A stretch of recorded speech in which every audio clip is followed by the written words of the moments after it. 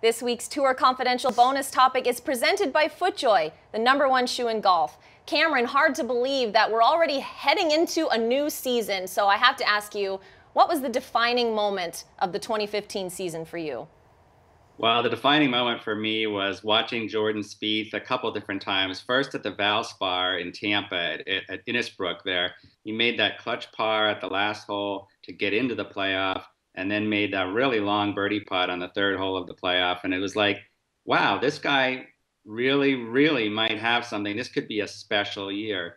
And then, of course, going into the British Open with Spieth having a chance, a legitimate chance, at extending the calendar year Grand Slam. And watching him out there was really exciting. I mean, even though the weather was terrible and the wind was blowing the balls all over the greens, watching Spieth at the British, at St. Andrews, was really, really exciting stuff. And he came so close. I mean, that's the thing. We've got to remember how close he came. I have a feeling Jordan Spieth is going to be a common theme with our defining moments this year. What is it for you, Brendan?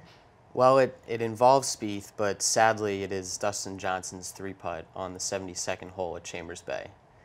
And this is not to say that Jordan Spieth did not deserve that victory because he played great golf, but Dustin Johnson played better for 71 holes. Unfortunately, Dustin Johnson really never recovered. He played well a couple times later in the year, but was unable to get another victory. Blew a lead at the British Open and didn't really play his best at Whistling Straits. So hopefully that moment does not become another defining major collapse in DJ's career, but for the course of this season, it preserved what was the longest storyline going, and it really created a kind of excitement that we hadn't seen in a while. I'm also going back to St. Andrews for my defining moment. And Cam, when you talked about watching Jordan at the British Open, when I think about that whole Monday, really, just I was on the West Coast and I got up early and just watched for like 8 hours straight. And when Jordan Spieth had that wedge, had the chance to get on the green, have a chance, as you guys said, at extending the calendar year Grand Slam, that was probably the most riveting golf I've seen in many years. And the fact that he came up short, actually had to readdress the ball after being disturbed by a camera or a photographer, coming up short and then almost making an impossible putt. That was epic. It was great stuff, really, in the entire year of golf. And thank you so much to the $22 million man, Jordan Spieth. You know, poor Jason Day. He had one of the best runs we've seen in a long time, and he gets no love from us when we're talking about the best things to happen throughout the year. It's just all Jordan Spieth.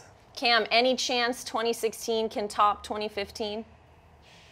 Well, I will, to Brendan's point, I will address Jason Day. I think the other big moment for me is the emotion that came out of Jason and his caddy, Carl Swatton, on the 18th green there at Whistling Straits when Jason finally won that major. That was huge, and it was a poignant moment. I mean, I think a lot of people were in tears. And the 5 wins for Jason, 5 wins for Spieth, you know, boy, it's going to be a heck of a 2016, and I'm really looking forward to it. I think Rory's going to bounce back too, so I think we've got a lot to look forward to in 2016. We're all thrilled that golf is in such a fantastic place, so let the hype start now. 2016, here we come, right? Bring it on.